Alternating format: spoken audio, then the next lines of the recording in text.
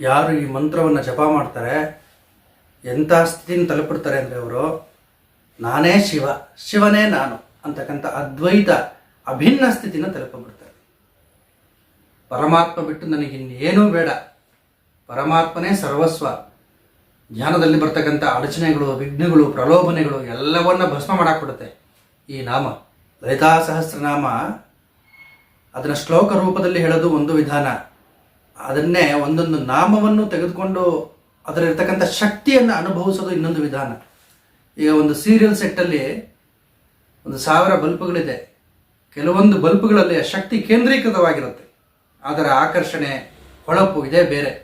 ಒಂದೊಂದು ನಾಮದಲ್ಲಿ ಒಂದೊಂದು ವೈಶಿಷ್ಟ್ಯತೆ, ಕೆಲವೊಂದು ಪ್ರಖರವಾಗಿರುತ್ತೆ. ಅದೇ ರೀತಿ ಈ ಮಂತ್ರ, ಈ ನಾಮ ದಾಂಪತ್ಯದಲ್ಲಿ ಯಾರಿಗೆ ಒಮ್ಮತ ಇಲ್ಲ ಅಂಥವ್ರು ಕೂಡ ಈ ಸಾಧನೆಯನ್ನು ಮಾಡಬಹುದು. ಆಗ ಪತಿ ಪತ್ನಿಯರಿಬ್ಬರೂ ಸಹ ಒಂದು ಸಮಾನ ಮನಸ್ಥಿತಿ ಬರುತ್ತೆ. ಇಲ್ಲಾಂದರೆ ಎತ್ತಿ ಏರಿಗಿಳಿತು, ಕೋಡ ನೀರಿಗಿಳಿತು ಅಂತ ಇದನ್ನು ಸಾಧನೆ ಮಾಡೋದ್ರಿಂದ ಇಬ್ಬರಲ್ಲೂ ಇರತಕ್ಕಂಥ ಕೆಟ್ಟ ಭಾವನೆಗಳು, ದುಷ್ಟ ಭಾವನೆಗಳು ನಿವಾರಣೆಯಾಗಿ ಸನ್ಮಾರ್ಗದಲ್ಲಿ ಇಬ್ಬರೂ ನಡೀತಾರೆ. ಇಬ್ಬರನ್ನೂ ಒಂದೇ ಇದರಲ್ಲಿ ಕರ್ಕೊಂಡು ಹೋಗುತ್ತದೆ ಈ ಸಾಧನೆ.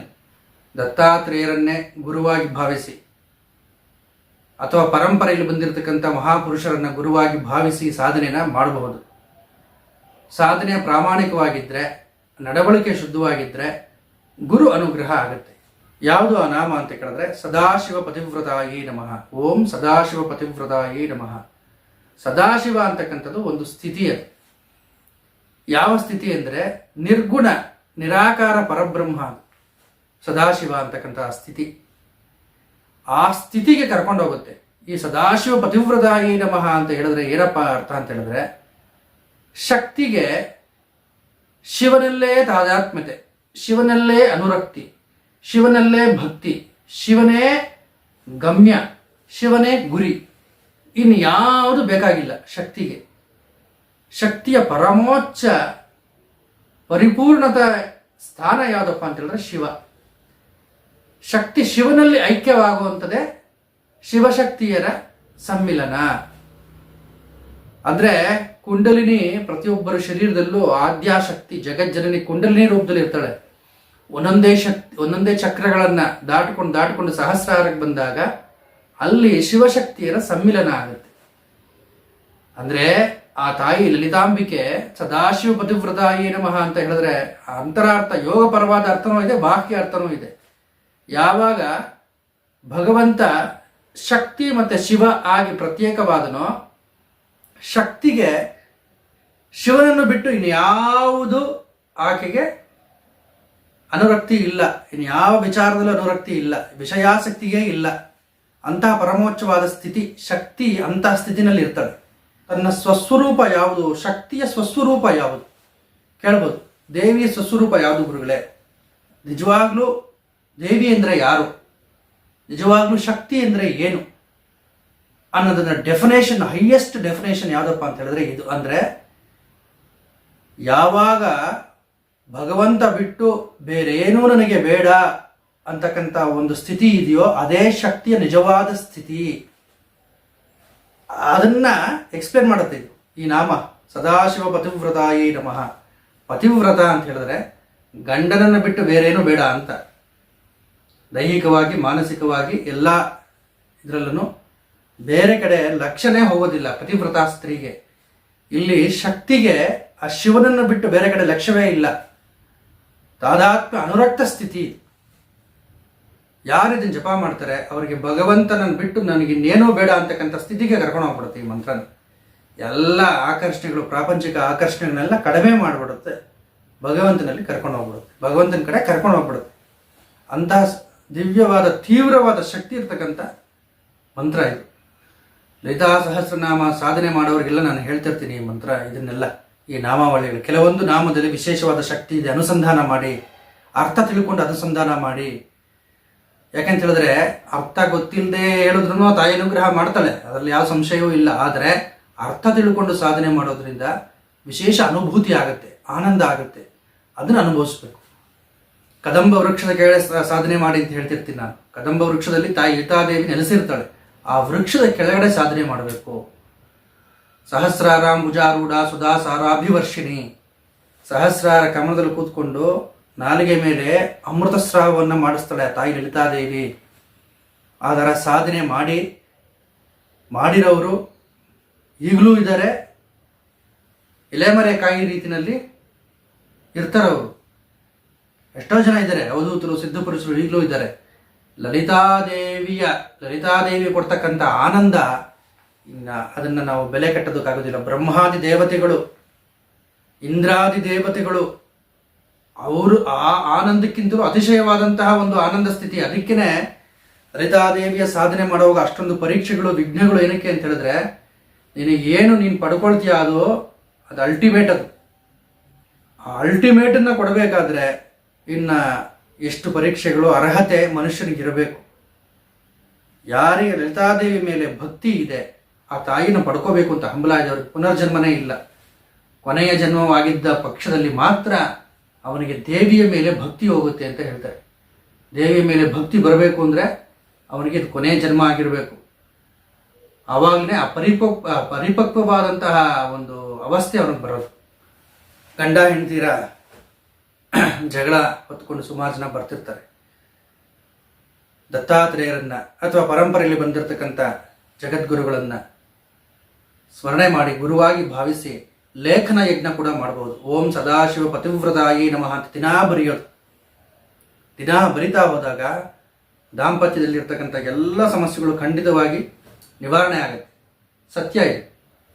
ಸದಾಶಿವ ಸ್ಥಿತಿನ ಮನುಷ್ಯ ತಲುಪಿಬಿಡ್ತಾನೆ ಇದನ್ನು ಅನುಸಂಧಾನ ಮಾಡೋದ್ರಿಂದ. ನಾನೇ ಶಿವ, ಶಿವನೇ ನಾನು, ನಮ್ಮಿಬ್ಬರಿಗೂ ಯಾವ ಭೇದವೂ ಇಲ್ಲ ಅಂತಕ್ಕಂಥ ಮಹೋನ್ನತವಾದ ಸ್ಥಿತಿಗೆ ಈ ಮಂತ್ರ ಕರ್ಕೊಂಡು ಹೋಗ್ಬಿಡುತ್ತೆ. ಲಲಿತಾ ಸಹಸ್ರನಾಮದಲ್ಲಿ ಬರ್ತಕ್ಕಂಥ ಪ್ರತಿಯೊಂದು ನಾಮವೂ ಕೂಡ ಮಂತ್ರವೇ. ಹಯಗ್ರೀವರನ್ನ, ಅಗಸ್ತ್ಯರನ್ನ ಸ್ಮರಿಸಿ ನಾವು ಸಾಧನೆಗೆ ತೊಡಗಬೇಕು. ಯಾಕಂತ ಹೇಳಿದ್ರೆ ಹಯಗ್ರೀವರೇ ಅಗಸ್ತ್ಯರಿಗೆ ಉಪದೇಶ ಮಾಡಿದ್ದನ್ನು ಲಲಿತಾ ಸಹಸ್ರನಾಮವನ್ನು. ಅವರ ಸ್ಮರಣೆ ಇಲ್ದಿರ ನಾವು ಸಾಧನೆ ಮಾಡಬಾರ್ದು. ಅದು ಧರ್ಮ ಅಲ್ಲ. ಕೈಯಲ್ಲಿ ಕಬ್ಬು, ಒಂದು ಕೈಯಲ್ಲಿ ಬ್ರಹ್ಮಾನಂದಕ್ಕೆ ಪ್ರತೀಕವಾದಂತಹ ಪಾತ್ರೆ, ರತ್ನದ ಘಟದ ಮೇಲೆ ಅವಳ ಕಾಲು, ಮನೋಜ್ಞವಾದಂತಹ ರೂಪ, ಲಲಿತಾದೇವಿಯ ರೂಪ.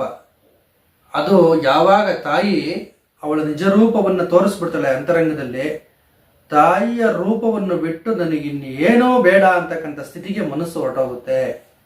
ಎಲ್ಲ ಕಡೆ ತಾಯಿಯ ರೂಪನೇ ಕಾಣಿಸುತ್ತೆ ಅವನಿಗೆ. ಆ ತಾಯಿಯ ರೂಪ ಅಂತರಂಗದಲ್ಲಿ ವ್ಯಕ್ತ ಆಗ್ತಾ ಆಗ್ತಾ ಆಗ್ತಾ ಆಗ್ತಾ ಸಾಧನೆ ಮಾಡ್ತಾ ಮಾಡ್ತಾ ಏಕದಮ್ಮ ಪೂರ್ತಿಯಾಗಿ ಮೂರ್ತಿ ನಮಗೆ ಕಾಣಿಸಲ್ಲ. ಕೆಲವು ಸಲ ಅವಳ ವರದಹಸ್ತ ಕಾಣಿಸುತ್ತೆ, ಅವಳ ಪಾದ ಮಾತ್ರ ಕಾಣಿಸೋದಕ್ಕೆ ಶುರುವಾಗುತ್ತೆ, ಕಬ್ಬಿನ ಜಲ್ಲೆ ಕಾಣಿಸುತ್ತೆ, ಮಂದಸ್ಮಿತವಾದಂತಹ ಮುಖ ಕಾಣಿಸುತ್ತೆ. ಪರಿಪೂರ್ಣವಾಗಿ ಕೊನೆಯಲ್ಲಿ ಸಾಧನೆ ಮಾಡ್ತಾ ಮಾಡ್ತಾ ಇಡೀ ಸ್ವರೂಪ ನಮಗೆ ಗೋಚರ ಆಗಿ ಆ ದಿವ್ಯ ರೂಪ ಬಿಟ್ಟು ನನಗೆ ಏನೂ ಬೇಡಪ್ಪ ಅಂತಕ್ಕಂಥ ಸ್ಥಿತಿನ ಮನುಷ್ಯ ತಲುಪಿಬಿಡ್ತಾನೆ ಲಲಿತಾದೇವಿಯ ಸಾಧನೆ ಮಾಡ್ತಾ ಮಾಡ್ತಾ ಮಾಡ್ತಾ ಮಾಡ್ತಾ. ಏನು ವಿಶೇಷತೆ ಲಲಿತಾ ಸಹಸ್ರನಾಮ ಸಾಧನೆ, ಲಲಿತಾದೇವಿಯ ಭಕ್ತರಲ್ಲಿ ನಮಗೆ ಕಾಣಸಿಗೋದು ಲಕ್ಷಣ ಏನಪ್ಪ ಅಂತ ಹೇಳಿದ್ರೆ ಆನಂದ. ಅವರ ಮುಖದಲ್ಲಿ, ಅವರ ವ್ಯಕ್ತಿತ್ವದಲ್ಲಿ ನಮಗೆ ಕಾಣಸಿಗುವಂಥ ಆನಂದ ಇನ್ನೆಲ್ಲೂ ಕಾಣಸಿಗಲ್ಲ. ಅವರಲ್ಲಿ ಅವರು ಉನ್ಮತ್ತರಾಗಿರ್ತಾರೆ. ಒಳಗಡೆ ಆನಂದನ ಅನುಭವಿಸ್ತಿರ್ತಾರೆ ಅವರು. ಅದನ್ನು ಬೆಲೆ ಕಟ್ಟೋದಕ್ಕಾಗೋದಿಲ್ಲ. ಸಾವಿರಾರು ಕೋಟಿ ಇದ್ದರೆ ಏನು ಬಂತು, ಬೇರೆ ಏನಿದ್ರೂ ಏನು ಬಂತು ಪ್ರಾಪಂಚಿಕವಾಗಿ, ಇದರ ಸಾಸಿವೆ ಕಾಳನಷ್ಟು ಸಹ ತೂಗಲ್ಲ. ಅದು ಬರೆದಿಟ್ಕೊಂಬಿಟ್ರೆ ನೀವೆಲ್ಲ. ಅದಕ್ಕೇ ದೇವಿ ಅಷ್ಟೊಂದು ಪರೀಕ್ಷೆ ಕೊಡೋದು. ಯಾಕೆಂತ ಹೇಳಿದ್ರೆ ನಿಮಗೆ ಅವಳು ಕೊಡ್ತಾ ಇರೋದು ಬ್ರಹ್ಮಾನಂದ. ಬ್ರಹ್ಮಾನಂದ ಅಂದ್ರೇನು? ಮಹೋನ್ನತವಾದ ಅಲ್ಟಿಮೇಟ್ ಅದು. ಇನ್ನು ಅದನ್ನು ಬಿಟ್ಟು ಇನ್ಯಾವುದೂ ಇಲ್ಲ. ಇನ್ನು ಕೊನೆಯ ಸ್ಥಿತಿ ಅದು. ಇಡೀ ವಿಶ್ವವೇ ನಾನು, ಸೋಹಂ ಭಾವ ಅದು. ಭಗವಂತನೇ ನಾನು ಅಂತಕ್ಕಂಥ ಒಂದು ಭಾವನೆ ಅದು. ಅದರ ಸಾಸಿವೆ ಕಾಳಿನಷ್ಟು ಪ್ರಾಪಂಚಿಕದ್ದು ಯಾವುದೂ ಇಲ್ಲ. ಅದನ್ನು ಕೊಡ್ತಾಳೆ ಆ ತಾಯಿ. ಅದಕ್ಕೆ ಅಷ್ಟೊಂದು ಪರೀಕ್ಷೆಗಳನ್ನ ಮಾಡೋದು. ಮತ್ತು ಕಾಮಕ್ರೋಧಾದಿಗಳೆಲ್ಲ ತುಚ್ಛವಾಗಿ ಕಾಣಿಸೋದಕ್ಕೆ ಶುರು ಆಗುತ್ತೆ. ಇಲ್ಲಿ ದೇವಿ ಮಾಡೋದು ಉಪಾಯ ಏನಪ್ಪ ಅಂತ ಹೇಳಿದ್ರೆ, ಮನುಷ್ಯ ಕಾಮಕ್ರೋಧಾದಿಗಳಿಗೆ ಎಷ್ಟೇ ದಾಸನಾಗಿರಲಿ, ಅದನ್ನು ಲಲಿತಾದೇವಿಯ ಸಾಧನೆ ಮಾಡ್ತಾ ಮಾಡ್ತಾ ಆ ತಾಯಿ ಏಕ್ದಮ್ ಅದನ್ನೆಲ್ಲ ಬಿಟ್ಬಿಡು ಅಂತ ಹೇಳಲ್ಲ. ಏನು ಮಾಡ್ತಾಳೆ, ಈಗ ಕೆಳಗಡೆ ಕಸ ಬಿದ್ದಿರುತ್ತೆ, ಕಸದಲ್ಲಿ ಬಿದ್ದಿರ್ತಕ್ಕಂಥ ಯಾವುದೋ ಮಿಠಾಯಿಯನ್ನು ಮಗು ಇಷ್ಟಪಡ್ತಿದೆ, ಅದ್ರ ಮೇಲೆ ಧೂಳಿದೆ, 4 ಜನ ತುಳಿದಿದ್ದಾರೆ, ನೊಣಗಳೆಲ್ಲ ಕುತ್ಕೊಂಡಿದೆ, ಅದು ಮಿಠಾಯಿನೇ, ಆದರೆ ಅದು ಅಪವಿತ್ರವಾಗಿದೆ, ಅಶುದ್ಧವಾಗಿದೆ, ಮಗು ಅದನ್ನು ಇಷ್ಟಪಡ್ತಿದೆ. ಈಗ ಕಿತ್ಕೊಂಡ್ರೆ ಏನು ಮಾಡುತ್ತೆ? ಮಗು ಆಳುತ್ತೆ. ತಾಯಿ ಏನು ಮಾಡ್ತಾಳೆ? ಅದಕ್ಕಿಂತಲೂ ದೊಡ್ಡದಾದ ಮಿಠಾಯಿನ ಅಡುಗೆ ಮನೆಗೆ ಹೋಗಿ ತಗೊಂಬಂದು, ಮಗು ಅದನ್ನು ತಿನ್ನಬೇಡ, ಅದು ಅಶುದ್ಧ, ಅಪವಿತ್ರ, ತಗೋ ಇದನ್ನು ತಿನ್ನು ಅಂತ ತೋರಿಸ್ತಾರೆ. ಆಗ ಅದನ್ನು ತೋರಿಸಿದ್ಮೇಲೆ ಮಗು ಈ ಕಡೆಗೆ ಬರೋದು. ಲಲಿತಾದೇವಿ ಮಾಡೋಂಥ ಕೆಲಸ ಇದು. ಮೊದಲು ಅವಳು ಕಂಪ್ಯಾರಿಸನ್ ತೋರಿಸ್ತಾಳೆ. ನಿನ್ನ ಈ ಸುಖಕ್ಕೂ ಎಷ್ಟು ಅಜಗಜಾಂತರ ವ್ಯತ್ಯಾಸ ಇದೆ, ಯಾವುದು ಶುದ್ಧ ಯಾವುದು ಅಶುದ್ಧ, ಯಾವುದು ಪವಿತ್ರ ಯಾವುದು ಅಪವಿತ್ರ, ಇದನ್ನು ತೋರಿಸ್ತಾಳೆ. ಇದನ್ನು ತೋರಿಸಿದಾಗ ಸಹಜವಾಗಿ ಮನುಷ್ಯನಿಗೆ ಈ ಸುಖವನ್ನು ಕೊಟ್ಟರು ನನಗೆ ಬೇಡಪ್ಪ ಅಂತಾನೆ. ಕಾಮಕ್ರೋಧಾದಿಗಳ ಸುಖನ, ವಿಷಯ ಸುಖವನ್ನು ಅನುಭವಿಸು ಬಾಪ ಅಂದ್ರೂ ಬೇಡ ಅಂತಾನೆ ಅವಾಗ. ಯಾಕೆ? ಇದ್ರದ್ದು ರುಚಿ ಸಿಕ್ಬಿಟ್ಟಿದೆ ಅವನಿಗೆ, ಭಗವಂತನ ರುಚಿ ಸಿಕ್ಬಿಟ್ಟಿದೆ. ಭಗವಂತನ ರುಚಿ ಯಾವಾಗ ಸಿಕ್ತು ಇದು ಬೇಡ ಅವನಿಗೆ, ಯಾಕಂದ್ರೆ ಗೊತ್ತಾಗ್ಬಿಟ್ಟಿದೆ ಅವನಿಗೆ. ಇದು ಸಾಸಿವೆ, ಅದು ದೊಡ್ಡ ಕೊಪ್ಪರಿಗೆ ತುಂಬ ಜೇನುತುಪ್ಪ, ಇದು ಸಾಸಿವೆ ಎಷ್ಟು ಜೇನುತುಪ್ಪ ಇದು, ಅದು ಎಲ್ಲಿ ಬಿದ್ದಿದೆ? ಕೆಳಗಡೆ ಅಪವಿತ್ರವಾದ ಜಾಗದಲ್ಲಿ ಬಿದ್ದಿದೆ, ಅದನ್ನು ನಾನು ತಿನ್ಬೇಕಾ? ಬೇಡ ಅಂತಕ್ಕಂಥ ಮನೋಭಾವ ಬಂದ್ಬಿಡುತ್ತೆ ಅವನಿಗೆ. ಧರ್ಮಬದ್ಧವಾದ ಭೋಗಗಳನ್ನು ಅನುಭವಿಸೋದ್ರಲ್ಲಿ ಯಾವ ತಪ್ಪು ಇಲ್ಲ, ಅದು ಧರ್ಮವಾಗಿರಬೇಕು, ಧರ್ಮಬದ್ಧವಾದ ಸುಖ. ಮೊದಲೇನು ಮಾಡ್ತಾಳೆ? ಮೊದಲನೇ ಹಂತ ಫಿಲ್ಟ್ರಿಗೆ ಹೆಂಗೆ ಮಾಡ್ತಾಳೆ? ನೀನು ಧರ್ಮಬದ್ಧವಾದ ಸುಖನ ಏನು ಪಡ್ತಿದ್ಯಾ, ಅಧರ್ಮಬದ್ಧವಾದ ಸುಖನ ಯಾವುದು ಪಡ್ತಿದ್ಯಾ, ಡಿಫ್ರೆನ್ಶಿಯೇಷನ್ ಮಾಡಿ ತೋರಿಸ್ತಾಳೆ ಮನುಷ್ಯನಿಗೆ. ಆವಾಗ ಅವನು ಮೊದಲನೇ ಹಂತ ಏನು? ಅಧರ್ಮಬದ್ಧವಾದ ಸುಖವನ್ನು ಬಿಟ್ಬಿಟ್ಟು ಧರ್ಮಬದ್ಧವಾದ ಸುಖವನ್ನು ಮಾತ್ರ ಅನುಭವಿಸೋಕ್ಕೆ ತೊಡಗ್ತಾನೆ. ಎರಡನೇ ಹಂತದಲ್ಲಿ ಈ ಧರ್ಮಬದ್ಧವಾದ ಸುಖನೂ ಒಂದು ಬಂಧನವೇ, ಅದನ್ನೂ ಬಿಟ್ಬಿಡು, ಇನ್ನೂ ಒಂದು ಲೆವೆಲ್ ಇದೆ ಅಂತ ಹೇಳಿದ್ರೆ ಪರಮೋಚ್ಚವಾದಂತಹ ಸುಖ, ಅದು ಧರ್ಮ ಅಧರ್ಮಗಳಿಗೆ ಅತೀತವಾದಂಥದ್ದು, ಅಂತಹ ಸುಖ ಅದು. ಅದರ ಕಡೆ ಕರ್ಕೊಂಡು ಹೋಗ್ತಾಳೆ ತಾಯಿ ಮಗುವಿನ ಕೈ ಹಿಡಿದು ಯಾವ ರೀತಿ, ಎಲ್ಲ ನೀವು ಬರೆದಿಟ್ಕೊಂಬಿಡ್ರಿ ಎಲ್ಲ ನಿಮ್ಮ ಡೈರಿಗಳಲ್ಲಿ. ತಾಯಿ ಆರಾಧನೆ, ಜಗನ್ಮಾತೆ ಆರಾಧನೆ ಮಾಡೋದ್ರಿಂದ ಏನು ಲಾಭ ಅಂತ ಹೇಳಿದ್ರೆ, ತಾಯಿ ಮಗುನ ಅರ್ಥ ಮಾಡ್ಕೊಂಡಿರಂಗೆ ಇನ್ಯಾರೂ ಅರ್ಥ ಮಾಡ್ಕೊಂಡಿಲ್ಲ. ತಂದೆ ಅವನೇ ಲೋಕದಲ್ಲಿ, ಅವನು ಬ್ಯುಸಿ, ಅವನು. ತಾಯಿ ಗೊತ್ತು ಮಗು ಸ್ವಭಾವ ಏನು, ಹೇಗೆ ಹೇಳಿದ್ರೆ ಮಗು ಕೇಳುತ್ತೆ, ತಾಯಿ ಮಾತ್ರ ಗೊತ್ತು. ತಾಯಿ ಕೈ ಹಿಡಿದು ಕರ್ಕೊಂಡು ಹೋಗ್ತಾಳೆ, ಒಂದೊಂದು ಇದನ್ನು ಕಲಿಸ್ತಾಳೆ. ತಾಯಿ ಕಲಿಸೋದು ಬೇರೆ, ತಂದೆ ಕಲಿಸೋದು ಬೇರೆ. ತಂದೆ 4 ಏಟು ಹೊಡೆದು ಮಗುನ ಕಳಿಸ್ಬಿಡ್ತಾನೆ ಆಚೆಗೆ, ಹೋಗಿ ನಿನ್ಗೇನು ಬರಲ್ಲ. ತಾಯಿ ಹಾಗಲ್ಲ, ಕರಿತಾಳೆ, ಎಲ್ಲಿ ಎಡವುತ್ತಿದ್ದಾನೆ ಮಗು ನೋಡ್ತಾಳೆ, ನೋಡಿ ಅವನನ್ನು ಪರಿಪೂರ್ಣನಾಗಿ ಮಾಡಿ ತಂದೆ ಹತ್ರ ಬಿಡ್ತಾಳೆ. ಈಗ ನಿನ್ನ ತಂದೆ ಹತ್ರ ಕಲ್ತ್ಕೋ, ನಾನು ಹೇಳಿಕೊಟ್ಟಿದ್ದೆಲ್ಲ ಆಯಿತು. ತಂದೆ ಹತ್ರ ಉನ್ನತ ಶಿಕ್ಷಣವನ್ನು ಅವನು ಪಡಿತಾನೆ, ತಂದೆ ರೀತಿನಲ್ಲೇ ತಾನು ಆಗ್ತಾನೆ. ಮಗುವನ್ನು ತನ್ನ ತಂದೆಯ ರೀತಿನಲ್ಲಿ ಮಾಡೋಳೆ ತಾಯಿ. ಅಂದರೆ ತಂದೆಗೆ ಸರಿಸಮನಾಗಿ, ತಂದೆಗೆ ತಕ್ಕ ಮಗ ಮಾಡಬೇಕು ಅಂದರೆ ತಾಯಿಯ ಶಿಕ್ಷಣ ಅತ್ಯವಶ್ಯಕ. ಇಲ್ಲಿ ಶಕ್ತಿ ಸಾಧಕರನ್ನ ಶಿವನನ್ನಾಗಿ ಮಾಡಿಬಿಡ್ತಾಳೆ. ತಂದೆ ಶಿವ, ಶಕ್ತಿ ತಾಯಿ, ಮಕ್ಕಳನ್ನ ಶಿವಸ್ವರೂಪರಾಗಿ ಮಾಡಿಬಿಡ್ತಾಳೆ. ಅಂದರೆ ಶಿವ ಸಾಯುಜ್ಯವನ್ನು ಕೊಟ್ಬಿಡ್ತಾಳೆ ಅವಳು. ತಾಯಿ ಕರ್ಕೊಂಡು ಹೋಗ್ತಾಳೆ, ಎಕ್ಸಿಬಿಷನ್ಗೆ ಕರ್ಕೊಂಡು ಹೋಗ್ತಾಳೆ. ಉದಾಹರಣೆಗೆ ಅಲ್ಲಿ ಒಂದು ಸಂತೆ ನಡೀತಾ ಇರುತ್ತೆ, ಅಲ್ಲಿ ಒಬ್ಬ ಸಿಗರೇಟ್ ಸೆತ್ತ ನಿಂತಿರ್ತಾನೆ, ಇನ್ನೊಬ್ಬ ಏನೋ ಮಾಡ್ತಿರ್ತಾನೆ, ಇನ್ನೊಬ್ಬ ಏನೋ ಚಲಾಗಿ ಆಡ್ತಿರ್ತಾನೆ. ಮಗು ಎಲ್ಲದನ್ನೂ ನೋಡ್ತಾ ಇರುತ್ತೆ, ಮಗು ದೃಷ್ಟಿ ಎಲ್ಲ ಕಡೆ ಇರುತ್ತೆ. ಮಗು ಒಬ್ಬನೇ ಹೋಗಿ ಆ ಸಂತೆಯಲ್ಲಿ ಹೋದಾಗ ಕೆಡೋ ಅಂಥ ಸಾಧ್ಯತೆ ಇದೆ. ಅದನ್ನೆಲ್ಲ ನೋಡಿ, ಯಾಕಂದರೆ ಸಂತೆಯಲ್ಲಿ ಒಳ್ಳೇದು ಇರುತ್ತೆ, ಕೆಟ್ಟದ್ದು ಇರುತ್ತೆ. ಯಾರೋ ಸಿಗರೇಟ್ ಮಾಡ್ತಾ ಇರ್ತಾನೆ, ಯಾರೋ ಇನ್ನೇನೋ ಮಾಡ್ತಿರ್ತಾನೆ. ಮಗು ಗೊತ್ತಿಲ್ಲ ಯಾವ್ದು ತಗೋಬೇಕು ಯಾವ್ದು ತಗೋಬಾರ್ದು ಅಂತ. ಹಾಗೆ ಆದರೆ ತಾಯಿ ಜೊತೆಲಿದ್ದಾಗ ತಾಯಿ ಆ ಕಡೆ ಮಗುನ ನೋಡೋದಕ್ಕೆ ಸಹ ಬಿಡೋದಿಲ್ಲ. ಬಾಯಿ ಕಡೆ ಅಂತ ಕರ್ಕೊಂಡು ಹೋಗ್ತಾಳೆ. ಆದ್ದರಿಂದ ಭಗವಂತನ ಆಧ್ಯಾತ್ಮಿಕ ಸಾಧನೆಯಲ್ಲಿ ಯಾಕೆ ಶಕ್ತಿ ಉಪಾಸನೆಗೆ ಪ್ರಾಮುಖ್ಯತೆ ಅಂತ ಹೇಳಿದ್ರೆ, ಈ ತಾಯಿ ಮಾಡೋವಂಥ ಕೆಲಸ, ತಾಯಿನೇ ಅವಳು, ಜಗಜ್ಜನಿನೇ ಅವಳು. ತಾಯಿ ಒಂದು ಸಂತೆ ಕರ್ಕೊಂಡು ಹೋಗುವಾಗ ಏನು ಕೆಲಸ ಮಾಡ್ತಾಳೆ, ಆ ಕೆಲಸನ ಇಲ್ಲಿ ಜಗನ್ಮಾತೆ ಮಾಡ್ತಾಳೆ. ಆಧ್ಯಾತ್ಮಿಕ ಜಗತ್ತಿನಲ್ಲಿ ಹೋಗ್ತಾ ಹೋಗ್ತಾ ಸಿದ್ಧಿಗಳಿದೆಯಲ್ಲ, ಭಯಂಕರವಾದ ಸಿದ್ಧಿಗಳದು. ಭಯಂಕರವಾದ ಸಿದ್ಧಿಗಳು ಅಂದರೆ ಅವನು ಅದಕ್ಕೇನಾದರೂ ದಾಸ ಆಗ್ಬಿಟ್ರೆ, ಪ್ರಲೋಭನೆ ಒಳಗಾಗ್ಬಿಟ್ರೆ ಅವನು ತಾಯಿನ ಮರ್ತು ಬಿಡ್ತಾನೆ. ನಾನು ಏನಕ್ಕೆ ಹೊರಟಿದ್ದೀನಿ, ಏನು ಸಾಧನೆ ಮಾಡ್ತೀನಿ, ಭಗವಂತನ ಪಡ್ಕೋಬೇಕು ಅನ್ನೋ ಆಸೆನೇ ಹೊರಟೋಗುತ್ತೆ ಅವನಿಗೆ. ಈ ಕಡೆ ಬಂದ್ಬಿಡ್ತಾನೆ, ಪ್ರಾಪಂಚಿಕವಾದ ಆಸೆಗಳ ಕಡೆ ಬಂದ್ಬಿಡ್ತಾನೆ. ಏನು ಆಸೆಗಳು? ನನಗಿವಾಗ ಅಲ್ಲೇನೋ ನಡೀತಿದೆ, ನನಗೆ ಇಲ್ಲಿಂದನೇ ಗೊತ್ತಾಗ್ತಿದೆಯಲ್ಲ, ಅಲ್ಲಿ ಯಾರೋ ಮಾತಾಡ್ತಿದ್ದಾರೆ, ಇಲ್ಲಿಂದನೇ ಕೇಳಿಸ್ತಿದೆಯಲ್ಲ, ನಾನು ಅಂದ್ಕೊಂಡಿದ್ದೆಲ್ಲ ನನಗೆ ಸಿಗ್ತಿದೆಯಲ್ಲ, ಇವ್ರನ್ನ ನೋಡಿದೆ, ಇವರು ನನ್ನ ಮಾತನ್ನ ನಾನು ಹೇಳಿದ ತಕ್ಷಣ ಇವರು ನನ್ನ ಮಾತಿಗೆ ಒಪ್ಕೊಂಡ್ಬಿಟ್ರಲ್ಲ, ಇಡೀ ಜಗತ್ತು ನನ್ನ ವಶಕ್ಕೆ ಬರ್ತಿದೆಯಲ್ಲ, ಇದನ್ನು ಇಟ್ಕೊಂಡು ನಾನು ಏನು ಬೇಕಾದ್ರೂ ಆಟ ಆಡ್ಬೋದಲ್ಲ ಅನ್ನೋಕೆ ಅವನೇನಾದ್ರು ಹೋದ, ಅಲ್ಲಿ ಅವನ ಅಧಃಪತನ ಶುರು ಆಗುತ್ತೆ. ಅದಕ್ಕೆ ಗುರುವಿನ ಮಾರ್ಗದರ್ಶನ ಬೇಕು. ಬಲವಾಗಿ ತಾಯಿಯನ್ನು ನಂಬಬೇಕು. ಆವಾಗ ತಾಯಿ ಏನು ಮಾಡ್ತಾಳೆ? ನಾನು ಹೇಳಿದ್ನಲ್ಲ, ಸಂತೆ ಉದಾಹರಣೆ. ಸಂತೆನಲ್ಲಿ ಎಲ್ಲ ಇದೆ. ಅಲ್ಲಿ ಸಿಗರೇಟು ಮಾರ್ತಿರ್ತಾರೆ, ಇನ್ನೊಂದು ಮಾರ್ತಿರ್ತಾರೆ.